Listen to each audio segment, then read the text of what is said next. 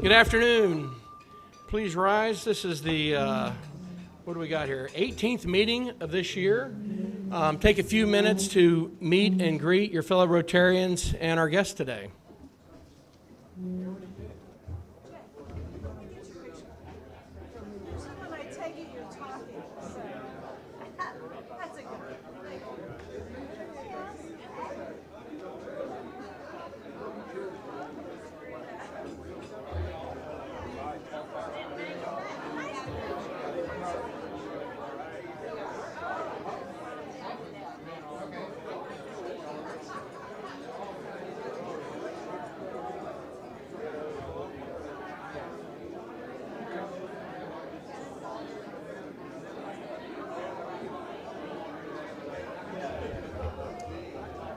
Feeling lonely up there? No, I tell you, I actually enjoy just standing and watching. You know, first it was kind of but now it's just like, wow. And the other thing that I have found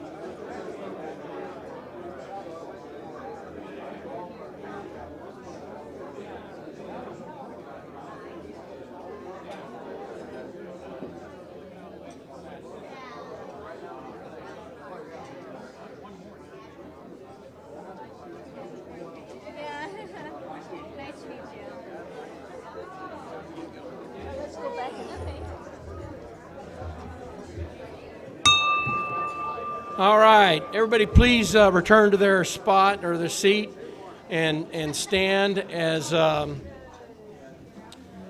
David Alford is going to come up and lead us in prayer, pledge, and national anthem. Oh, yes, sir.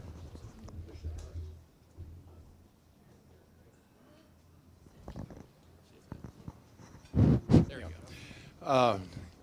First, it's Veterans Day, and when we all sit down, I want to also recognize all the veterans today as well. But since Richard Stanford is here at the table with us, we're going to have a Baptist instead of a Methodist give the prayer today, if that's okay. Okay, David.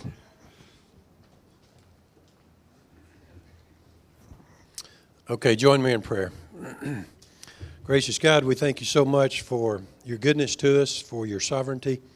We thank you for the things that you do for us. We thank you for a day like this when we can celebrate and remember veterans from past and present and the sacrifice that each one of them has made for the freedoms that we enjoy. We thank you for the opportunity to be a part of a lunch like this where we can celebrate that. Father, we just thank you for your blessings that you pour out upon each one of us as well as our country. Father, may we always be good stewards of the freedom that you have given us. Bless this food. May it nourish our bodies. Thank you in your wonderful and mighty name. Amen. Thank you. Yeah. If you'd follow me, please, with the Pledge of Allegiance. I pledge allegiance to the flag of the United States of America and to the republic for which it stands, one nation under God, indivisible, with liberty and justice for all.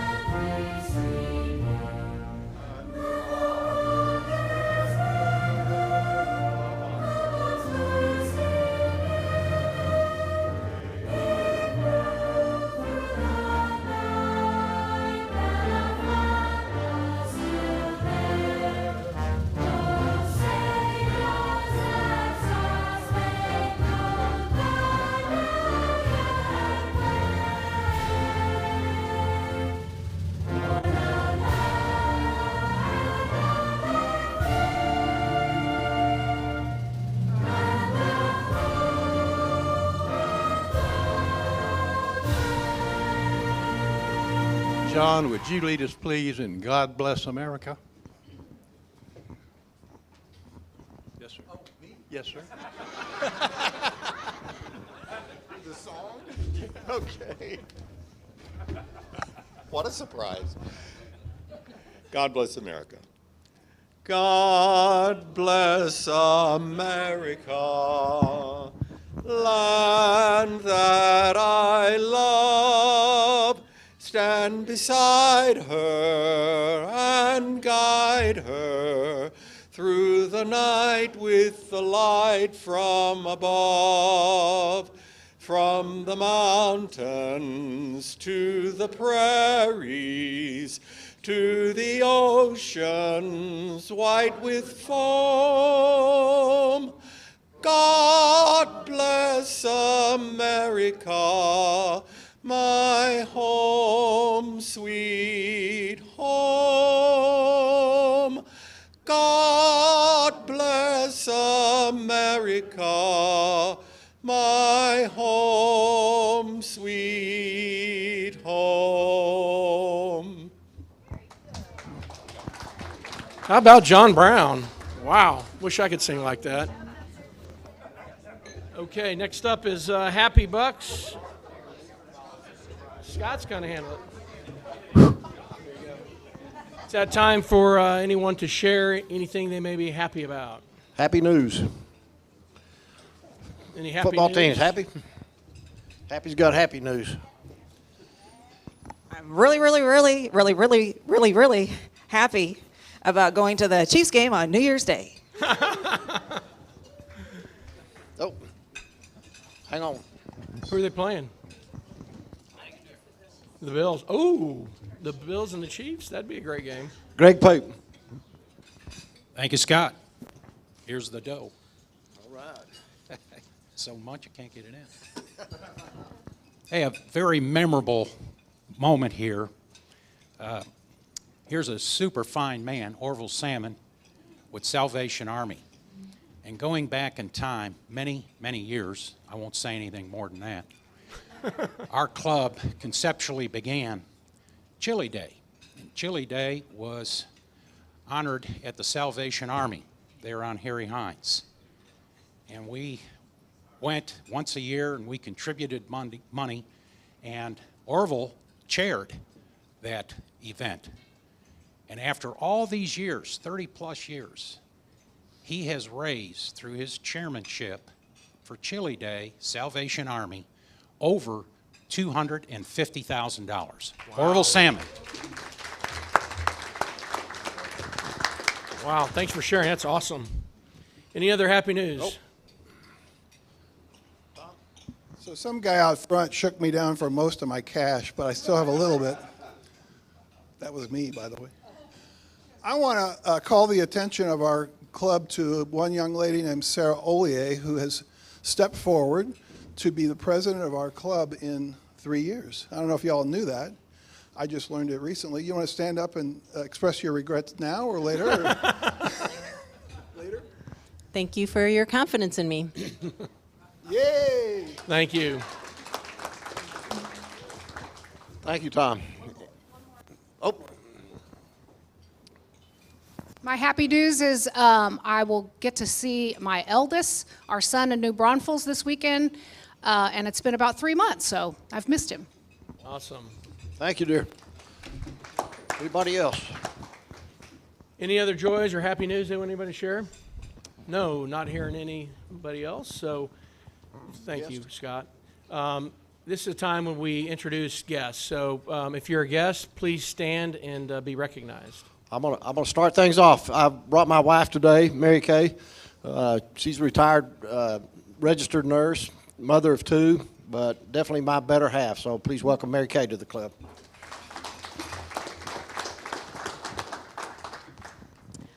My guest today is Jessica Lai, and she's the president of our Rotary Club in Plano. Awesome. I'd like to introduce the head table here, starting with David Alford, who will be our speaker today, his wife Laura, his son William, his daughter Catherine, her husband Cameron, and Doug Means, and Richard St. Thank you, Cubby. Anybody else? Any other guests? Nope. Back to you, Jeff. Thanks for visiting, guys. All right, next up will be the infamous Greg Pape sharing news about our foundation.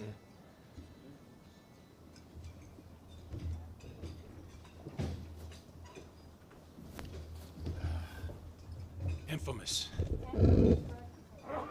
Yeah. Anyways. Okay, as of today, November 11th, 44 contributors to Rotary International Foundation from our club. We've crested over $16,000. And as a reminder, the Rotary Foundation is here to advance world understanding, goodwill, and peace by improving health, providing quality education, improving the environment, and alleviating poverty. For the 14th consecutive year, the Rotary Foundation has received the highest rating, 4 stars, from Charity Navigator, an independent evaluator of charities in the U.S. I'd like to ask Nolan Duck to come up. Ruth Alagi, please come up to the podium. These are 2 superstars that are contributing incredible, significant contributions to the Rotary Foundation. And just to keep us up to snuff, the Rotary Foundation has created a new program called Programs of Scale. Each year, Programs of Scale will provide up to $2 million to expand a well-developed service program that is led by a Rotary club or district and has demonstrated success in affecting change. Hopefully, Cleve Clinton, our club's going to be part of that program someday. One of the things they're currently tackling is Partners for Malaria-Free Zambia. Malaria is a preventable disease, but in Zambia it's a leading cause of illness and death, especially among infants and new mothers. The Rotary Club of Federal Way in the state of Washington has been working with partners and Rotary clubs in Zambia and other countries to fight malaria for many thousands of people there. And that's through the Programs of Scale. Rotary Foundation, very dynamic, always accomplishing something, just like the fellow Rotarians behind me. I'd like to thank, all of us thank, Ruth Alahi for her 8th level contribution as a Paul Harris Fellow.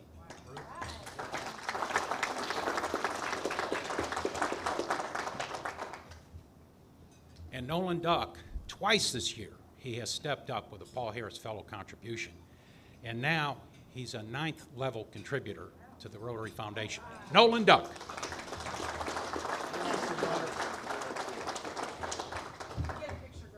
Oh, picture time. All right. Perfect. Thanks.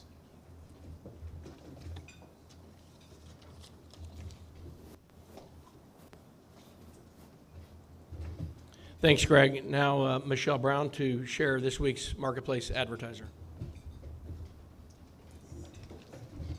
Good morning, everybody. This week's Marketplace Advertiser is Chris Blackman. Elegant homes, a working ranch, a downsizer's dream condo. Chris Blackman helps all kinds of clients find all kinds of properties. What do the properties have in common? The clients love them. Chris works tirelessly to find the right fit for his clients. Chris brings knowledge of the market along with strong negotiation skills, whether on buying or selling side. Chris was honored as a D Best Real Estate Agent and Top Producer for 2018. As of 2018, he is joined by his wife, Diana Blackman, to form the Blackman Group. Working with investors is another important area of the Blackman Group. Chris manages several commercial properties across Texas for the past 10+ years. Helping others find investment properties is a passion of the Blackman Group. Let us help you start growing your real estate portfolio. The SPCA, the Alzheimer's Association, the Rotary, and the YMCA are key commitments of the Blackman Group, and a portion of all sales supports these causes. So thank you, Chris, for your sponsorship.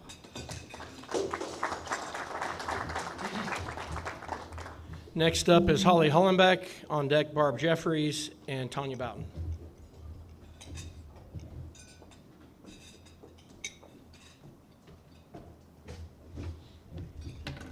All right, you know what I'm up here for. I'm begging you to please sign up. I need 10 more volunteers tomorrow.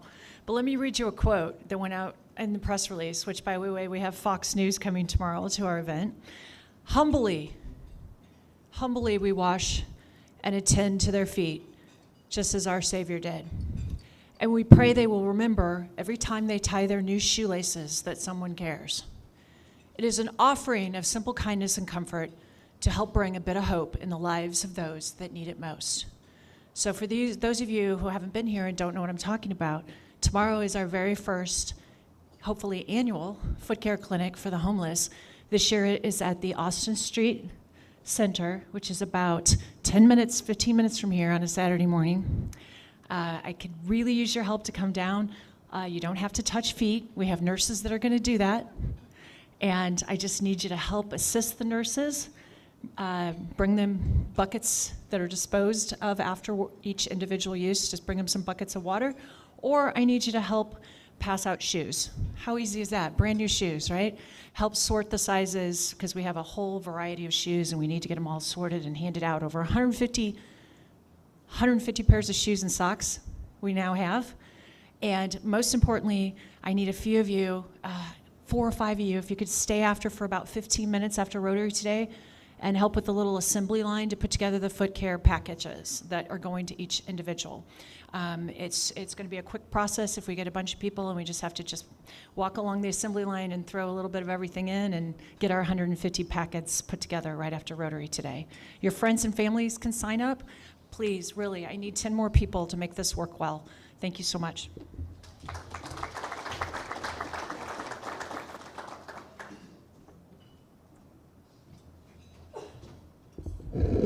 Hats off to Holly. When you have an idea and a heart for a passion for something, she made it happen. So let's help her. I'm here to talk about Legacy of Leadership alumni. If you're an alumni of the Legacy of Leadership program, would you stand up, please? All right, look at this esteemed crowd. You too could be one of these. We are going to celebrate the fact that they participated in the program, by having a social event for the alumni of this program. Y'all can sit down now. It's going to be Thursday at Pam Carvey's building, which is on Fairmont.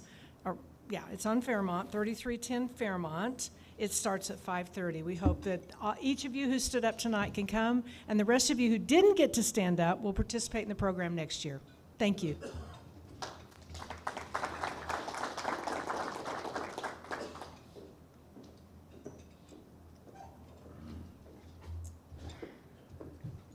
Good afternoon, everybody, and happy Veterans Day. I am also here to ask for help for the University Park tree lighting. The sign-up is live. We have a few spots left. The Boy Scouts have recommitted. I know the Cotton Candy Station was a big hit. Sewell's Santa is going to be arriving on a fire truck this year, which logistically is, going to be awesome, I hope. Without Jerry here this year, it's been a little bit of a dumpster fire, but we're getting it done. So, and of course, we miss our Stan. So whoever wants to help set up signs at the beginning, because Stan was the man who did all of that. We've raised a little over $30,000 so far. I've got a couple of sponsors that are toying with the idea of just jumping in last minute, which would also be great.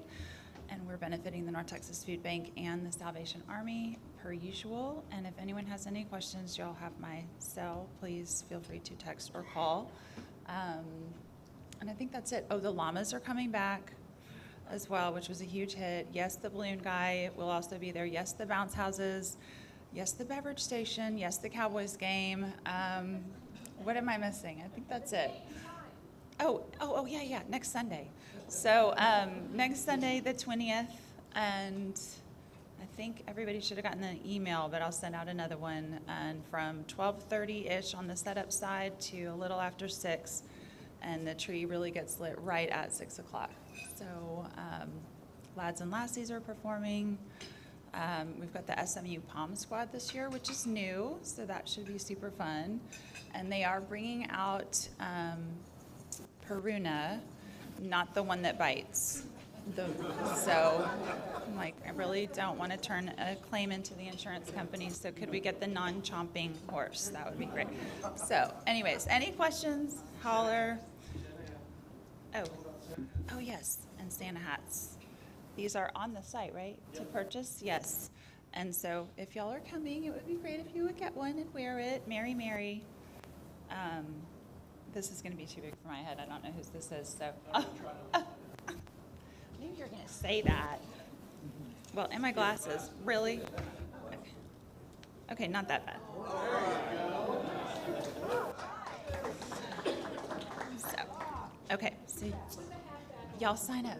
Come on in. No, you missed it. Do it.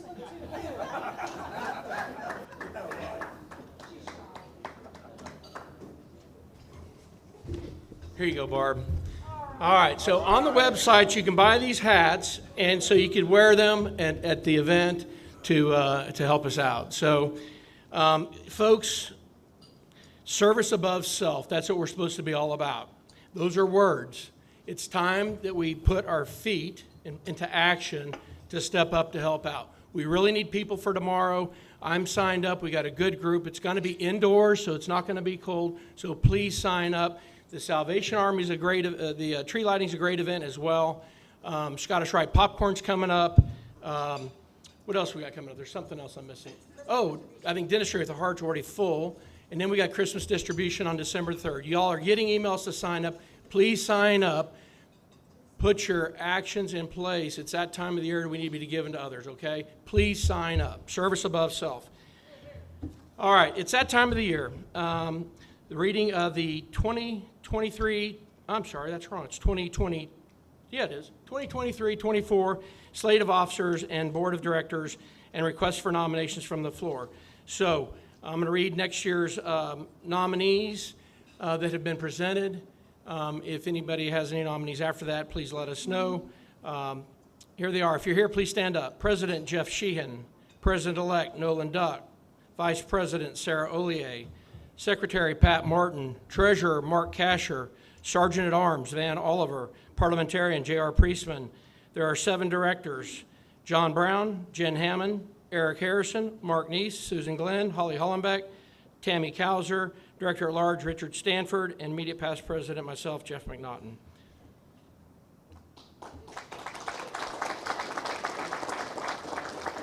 So are there any nominations from the floor?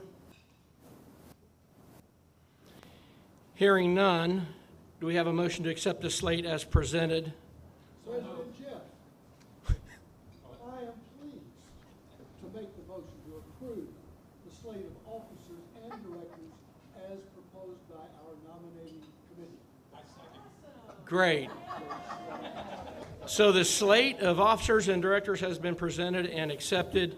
We will be voting on it as a club at our next meeting or in 2 weeks at the Salvation Army on December the 2nd. All right, so one more announcement. Today, this afternoon from 3:30 to 4:30, $11 a person, the Meadows Museum Tour. So please sign up and join the group if you can. I've pretty much already went through all the other things. One more thing. Holiday party December 15th and celebration of CC Collie's 100th birthday. The sign-up is available online. Please sign up so we can make your reservation so we can get a good head count for the dinner that night. It's going to be a phenomenal event. They're going to interview CC, and then there's going to be a lot of just social gathering like we normally do at holiday parties. So please attend. All right, it's that time for the raffle ticket. And if you would, David, please draw a winning number for today.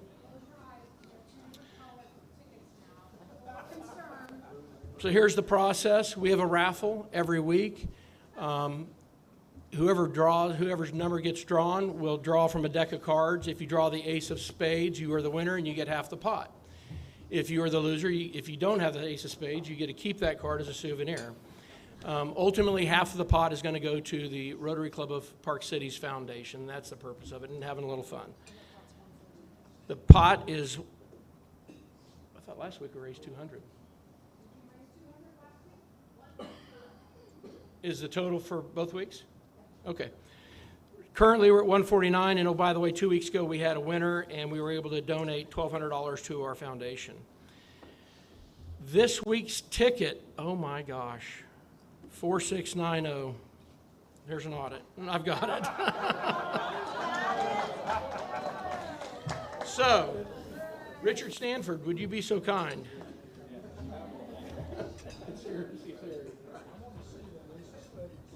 You want to see the ace of spades? Is that the one you want me to draw?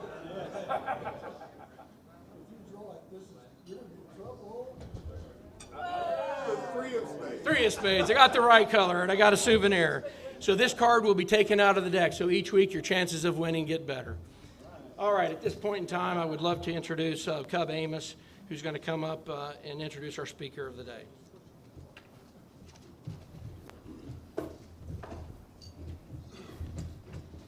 Thank you, President Jeff. First, I would like for all the veterans in the room to please stand where you can be recognized today. Come on, Doug.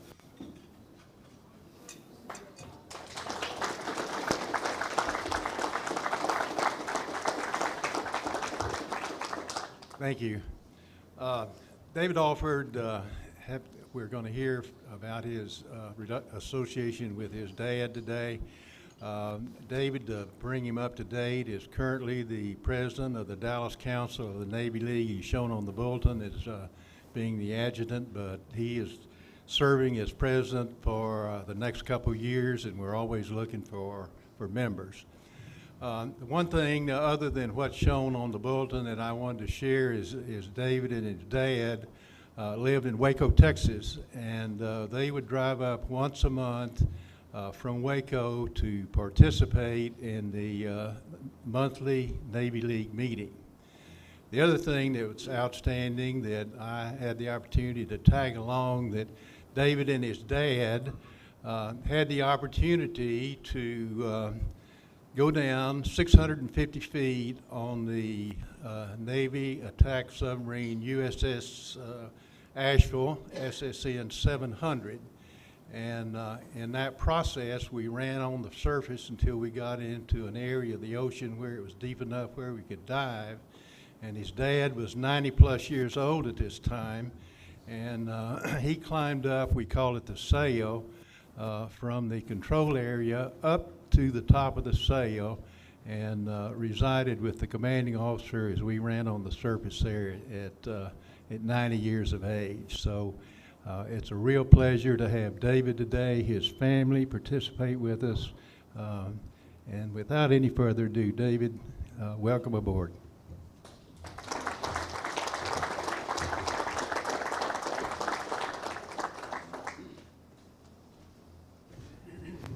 Thank you, Cub. I appreciate those remarks. It's been a real joy to have gotten to know Cub Amos in the last 10 years or so as Dad and I came to the Navy League meetings.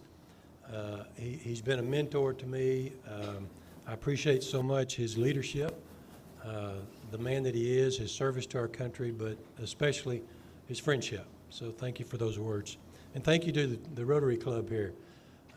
On behalf of the Navy League, let me just say thanks for the contributions that you've made in the past to our Navy League, particularly to our Sea Cadets. The Sea Cadets, it's such an important program of the Navy League. That's one of the main emphases that we support. It's young men and women, boys and girls, I call it, junior high and high school age, who are taught what it's like to be in the military. They're taught all sorts of military skills, as you might expect. It's kind of like JROTC for the Navy. But they're also taught just life skills, respect for authority, teamwork, leadership principles, all of those things that will serve them well, whether they go on to be in the military or not. And so thank you so much for the contributions that you've made in the past. It's great to be with you today on Veterans Day. A wonderful opportunity as we recognize the veterans that we have in our community, those that have gone before and those that are serving now. It's my privilege today to talk to you about my favorite veteran, which is my dad. This talk that I've entitled The Journey to Remember is actually a combination of two trips. The first trip was when I had the opportunity to go with my dad back to Normandy to retrace some of the steps that some of the veterans took during World War II. That trip was arranged by the Daughters of World War II. Many of you may know Laura Leppert. Her husband Tom was the mayor of Dallas for a while, but Daughters of World War II is an organization that's designed to make sure we don't forget about World War II veterans and what they did. And so we went back to France, Normandy, the beaches, for the 70th anniversary of the D-Day invasion back in 2014.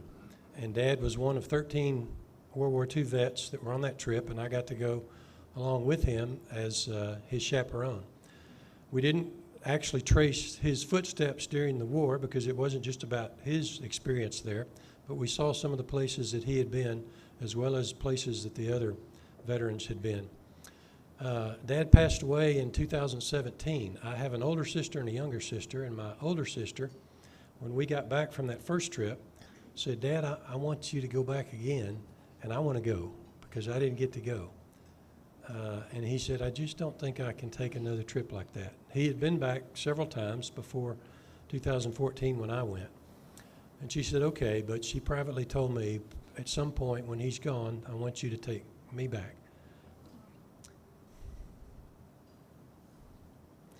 And trace those steps. So I said, well, if we're going to do that, if we're going to go back and see some of those places, let's actually trace the steps that Dad made from London to Berlin. And so that's the journey that I'm going to tell you about. So it's a combination. You'll see pictures of both of these trips, but it's a combination of those two trips as I show you what Dad did in World War II. There he is. He actually spent most of his adult life in Dallas. I grew up in Dallas, was born here. I've lived in Waco for the last 44 years, but it's always, when I come back to Dallas, it's always home, so it's not a big deal for me to come back for Navy League and for other gatherings in Dallas. He was born in Davenport, Iowa in 1921, actually on November 12th. So tomorrow he would have been 101 years old. He actually shares the same birthday with Cub Amos. But Cub isn't going to be 101 tomorrow. I don't think. But Dad had a brother and two sisters. His family separated, his parents separated when he was 7 years old. His dad took him, his brother, and one of his sisters and went to Chicago for the summer. They never returned. It was years and years before he saw his mother again. When the Japanese bombed Pearl Harbor in December of 1941, as Dad did and a lot of other young men at that time, they said, let's join the military and go fight the war. He joined the Army, got on a train, went to Fort Sill, Oklahoma, did his basic training there, did his OCS, Officer Candidate School. From there, went to Camp Shelby, Mississippi, spent a year and a half there, learning to be a forward observer in the artillery. He liked big guns, he liked the noise, he liked that kind of thing. If you don't know what a forward observer did, obviously today we have smart bombs and laser-guided missiles and all that type of thing. Back then you didn't. He was in a battery where you had 6 big guns that would fire cannons at the enemy or at a target half a mile, 2 or 3 miles away. Well, the way that they would determine, or the way they would aim those things, is they would take some coordinates by a forward observer, which is what Dad was, to make the initial shot. Then he would radio back and say, fire one for effect. They would fire one shot. He would look and see where it landed, how close it was to the target, and then he would radio back, make some calculations, and say, adjust your guns, and then fire them all. Okay, so that's what a forward observer did. The danger in that was not only were you out in front of the guns that were shooting that direction, you were also a pretty high value target for the enemy, because just like snipers were high value targets, they knew that those were the guys controlling the guns, so it was a fairly dangerous situation. From Camp Shelby, when it was time to go, he got on a troop ship and went to England, just north of London. The troop ship was a former cruise ship called the Mariposa. It was rigged to take 800 or so people for cruises. They re-rigged it to take 5,000 soldiers. It took about a month to get from New York to London because the U-boats, the German U-boats that were patrolling, looking for ships to shoot, it took them 7 minutes to line up a shot. So every 6 minutes, the ship would zig. And 6 minutes later, it would zag. And so it zigzagged all the way across the Atlantic Ocean to get to London. When he got to London, to a place called Barnstaple, he was in charge of 200 men in a unit that were in what we call what they called a replacement depot. Repo depot, they called it. They were replacement troops that would follow along behind the main line of the fighting, so that when a troop was injured or killed, they could draw from the repo depot. So he entered Normandy, the beaches of Normandy, about a month or 6 weeks after D-Day. And I'm going to show you kind of his path before I do that, because we're going to start in London. And this is where the family said, okay, we're going to start in London and we're going to go all the way to Berlin. Dad was my hero on so many different levels. Obviously, he's my dad. You know how sons feel about their dads. He taught me what it meant to be a man, to be a father, to be a husband. He was the greatest Christian that I ever knew. He taught me life skills, how to have a good work ethic, the importance of education.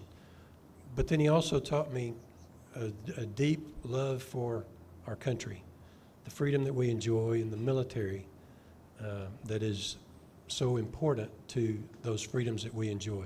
And so it's that part of my dad that I want to describe to you today. So we started in London.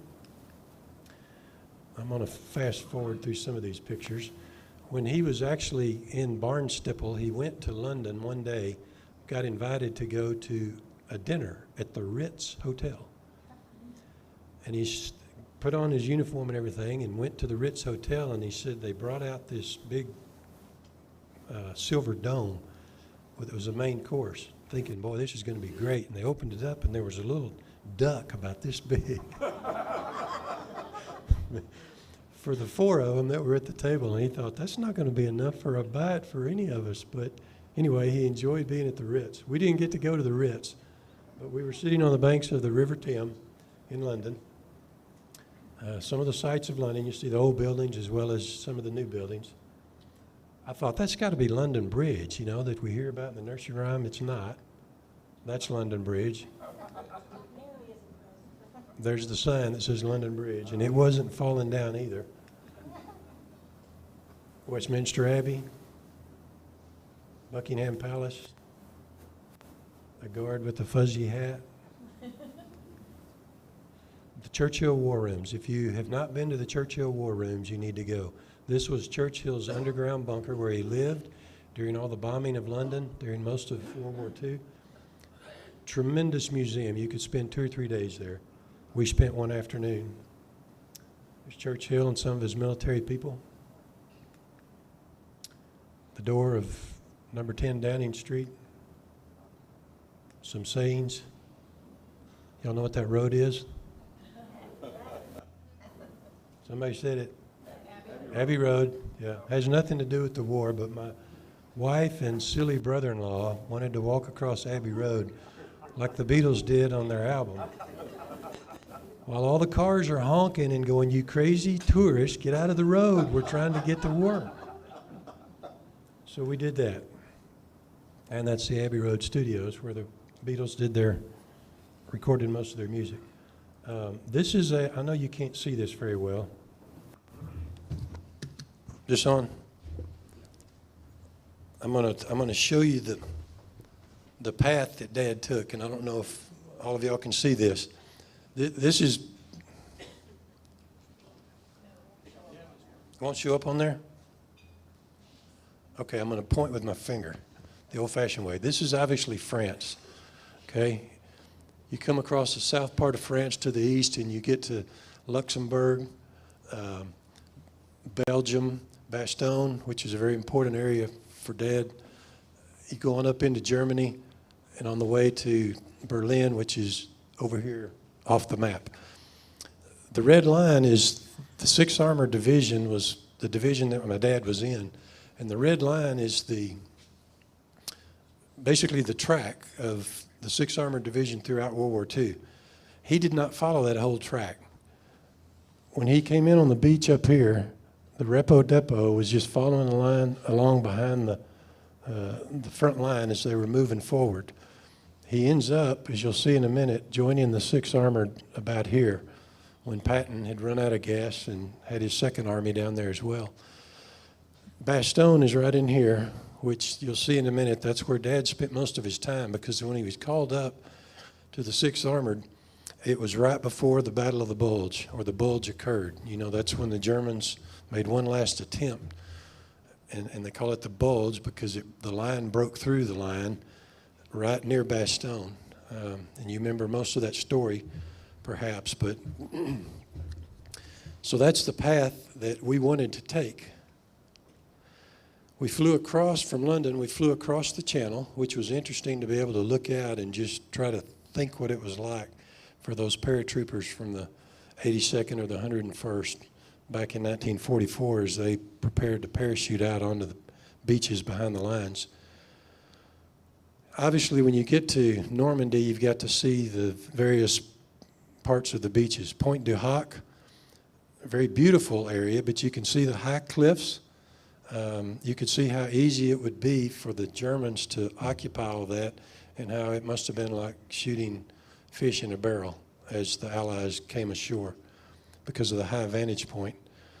This is Flo. He was our guide for the couple of days that we were at the beach. One of the old gun barrels. You see how heavily fortified the bunkers were? The bay, the channel is out behind that. These are the big craters, bomb craters. You can tell which of the bombs were shot from warships because that's this one. It's elongated. You can tell it came in from an angle. This is one dropped from an airplane because it came straight down. It's round. Looking down toward the beach, you see how steep the cliffs are. This needs to be on everybody's bucket list. Omaha Beach is probably the most famous beach. You see how when the tide goes out, and it goes out once a day and it comes in once a day. See when the tide goes out how shallow the sand is. There's another picture of it. One of the guns in one of the bunkers. This is Dad in our trip in 2014. This charged his battery.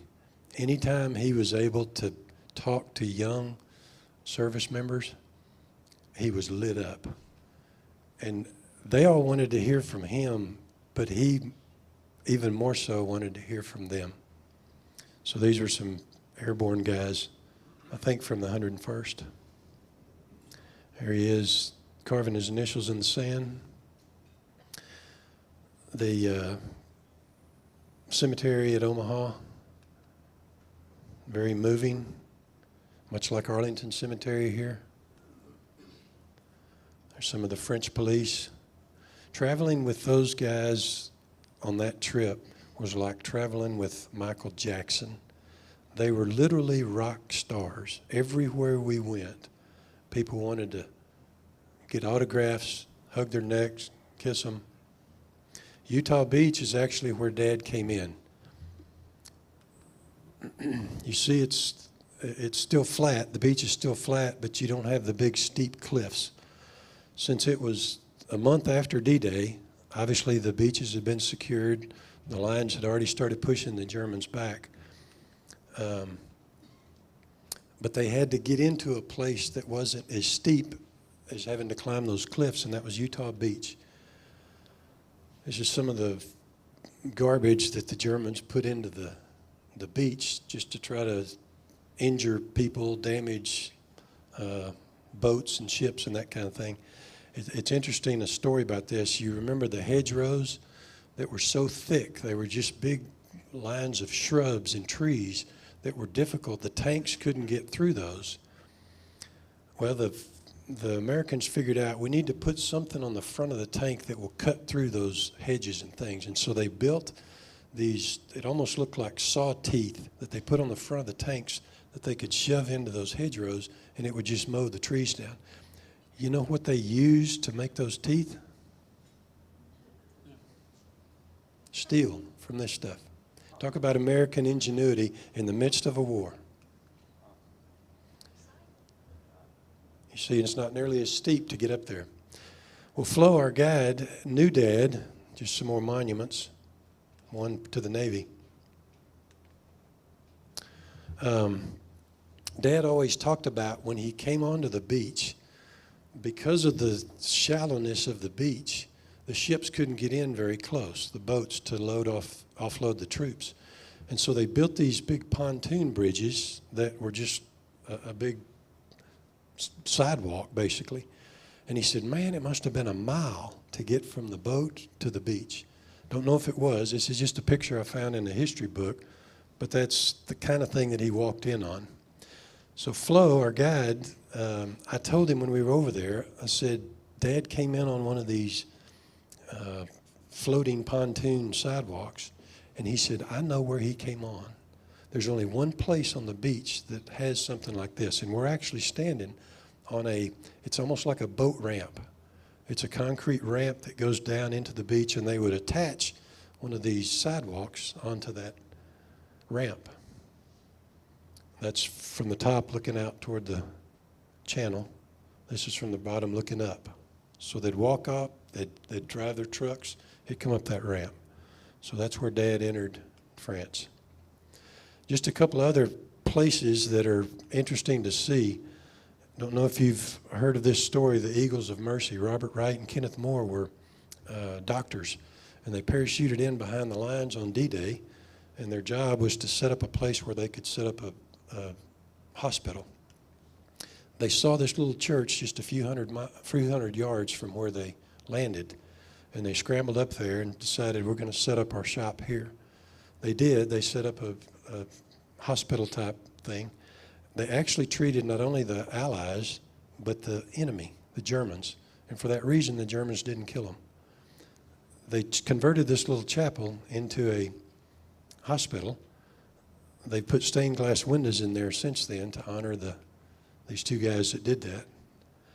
They use these pews. These are the actual pews that were in the church, and they use them for hospital beds. You look at them, bloodstains.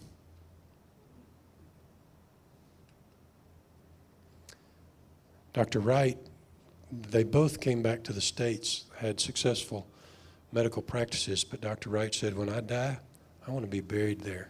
So he's buried at this little church. St. Mary Glees, you may remember the story of the paratrooper that his parachute got hung on the spire. That's a dummy. It's not a real person there, but it's part of that story to commemorate the paratrooper that got stuck there. Still remnants of shells that came through and hit things.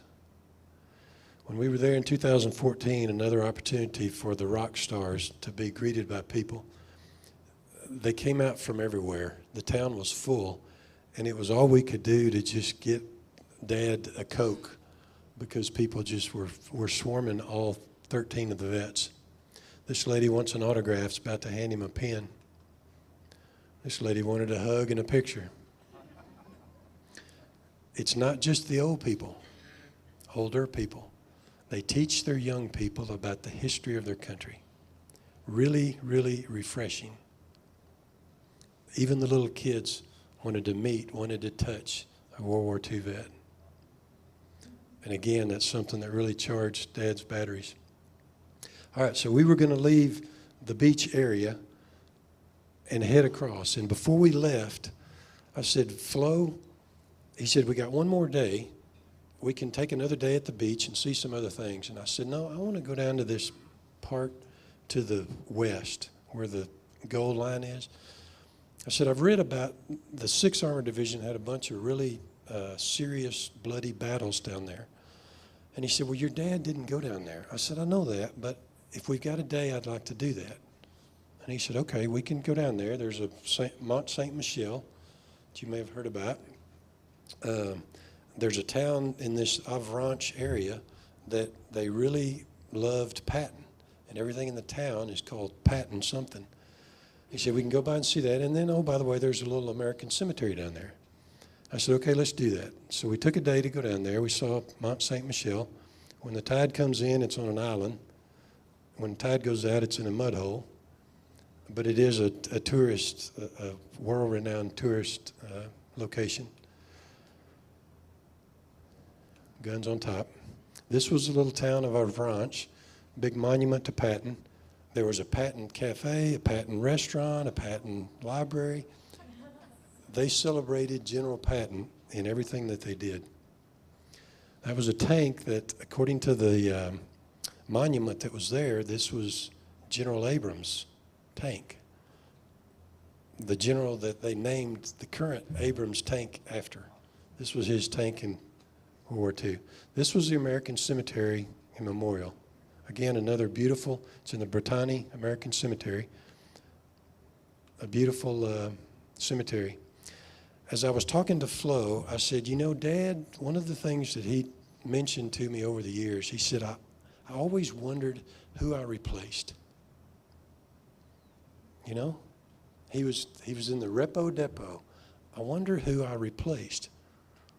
I don't have any idea. How would you figure that out? I don't know if records are kept that way. So I told Flo that story, and he said, well, just a minute. While we were walking around down there, he got on the website of this cemetery, and he started scrolling through stuff, and he used a search engine, and he said there's 2 men in this cemetery that were in the 6th Armored Division. There was one buried here that was in the 128th Field Artillery Battalion that was the same rank as your dad. And he said when somebody was killed, particularly an officer, they would try to replace that officer with the same office, okay, same ranking officer, because they would be trained the same way. So we went and we looked, and I can't see it from here, but this guy was from Oklahoma. He was killed in one of these battles in August of 1944. Well, in a minute, I'm going to show you what they call a morning report.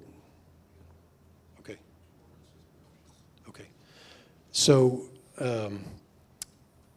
we looked at these morning reports, and I'll show you in a second where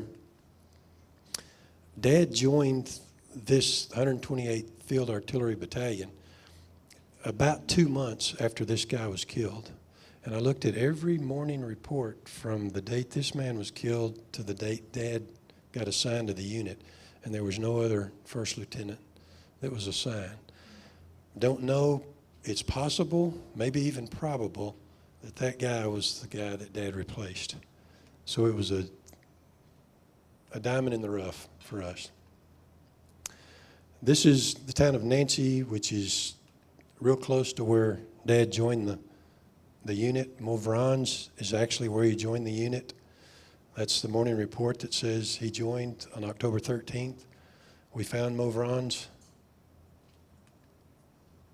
Beautiful countryside. From here he went on up to Luxembourg and then Bastogne to fight in the Battle of the Bulge. This is the cemetery at Luxembourg. This is where General Patton is buried. That's his monument right there. I'm going to fast forward through the museums. This is a Tiger tank. I will show you this. See how massive that is? This was a German tank. This is an American tank. There's a difference. The steel on the German tanks, 6 inches thick all the way around. Dad would say when you hit one of those with an artillery shell or something, it would just skip off like a rock on a lake. These museums had everything from World War II you could imagine. Dad slept one night on a feather bed. This is a picture in one of the museums of a GI that got to sleep on a feather bed. Bastogne was the place that Dad spent so much time. That was the group from 2014. I know I'm going fast, but I'm running out of time. This is what happens when a mortar hits an American tank. Makes a big hole. See that in the back? Lots of memorials. That's just it. The people over there remember what the Allies and the Americans did for them. I want to show you one other thing, and then I'm going to close with it. As we went all the way to Berlin, this was one of the last stops we made. Buchenwald, concentration camp. Dad and a few others in his unit were moving through as they were continuing to push the Germans back. And they stumbled across Buchenwald at the time that it was being liberated. He said, I wasn't a liberator. The Germans just left. They knew we were coming. They just left. But he described what it was like to walk into this camp. Bodies piled up everywhere. You've probably seen the pictures. Skeletons walking around is what he described. They were so joyous that the Americans were there that they were trying to pick them up, throw them in the air, and hug their necks and whatnot. Dad and the rest of them were just shocked at what they were seeing. It's the only thing that, and Dad didn't mind talking about the war, but it's the only thing that he would talk about that he really, really got emotional. Most of the buildings, the barracks and things are gone now, but there's two structures. Bodies piled up like cordwood. There were two structures that remained. One of them was the crematory, the ovens.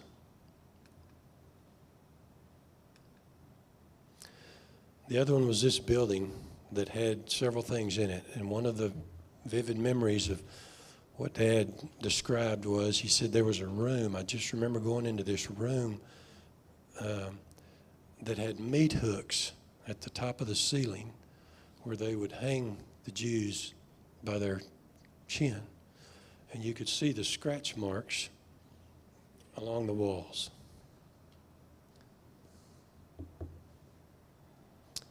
Walking around, I saw this stairway. I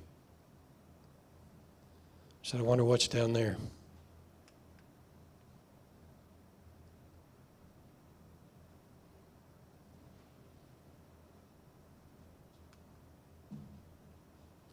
The brutality of the Nazis. Here's one little room that they would measure people and weigh them and I guess make them think that they're just being checked in. You see this measuring stick here? It's cut out in the middle. Why is that? You go around behind and there's a door that opens up. As the Jews would stand up to be measured on this stick, a Nazi in the back would take his pistol, execute him.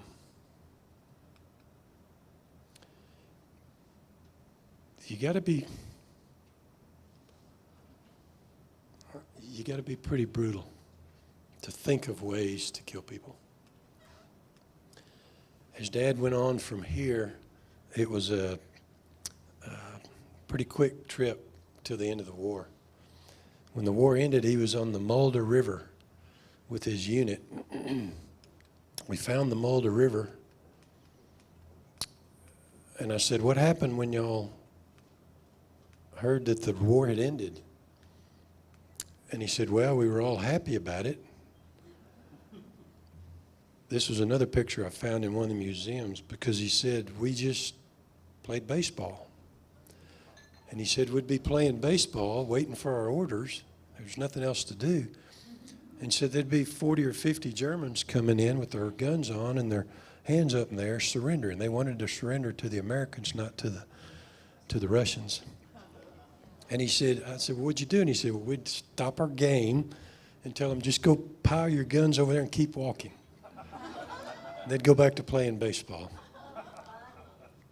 They ended up going into Berlin. Dad spent some time after the war ended on a war crimes tribunal just south of Berlin. Did that until he earned enough points to get back to the States. They shipped him back to Fort Hood, which is near Waco, which is where he met my mom. Chased her to Dallas. Spent the rest of his life here until the last 4 years. Took 5 years to convince her to marry him, which she did. Changed his life completely by his own admission. He got out of the active duty but joined the reserve and was in the reserve for another 26 years till they retired him. So growing up, I always knew the military was very important to my dad, and it was an important part of our family. So I know I rushed through that a lot, and there's a whole lot more to tell, but we're out of time. But I appreciate you listening. I appreciate so much the opportunity to share stories. Every veteran has a story. This is my dad's story, but every veteran has a story. And on a day like today, we honor that. We celebrate that. We remember that. And it's just a great opportunity to do that once a year, but we should do that every day. So, thank you.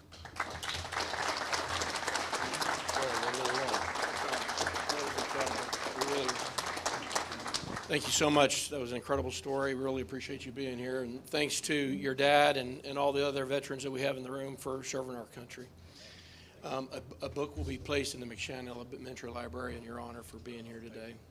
Will you be around to answer any questions if some folks have some? So hang around to answer any questions if anybody has any. Thank you again so much.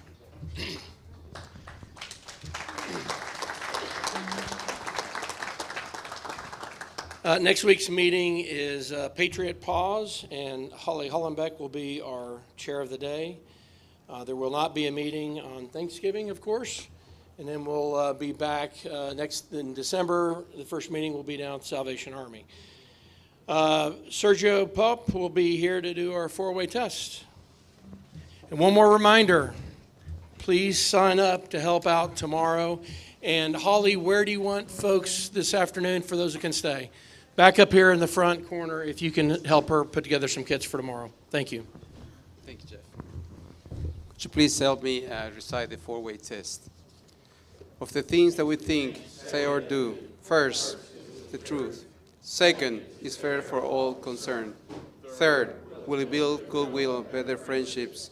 Fourth, will be beneficial to all concerned. Thank you.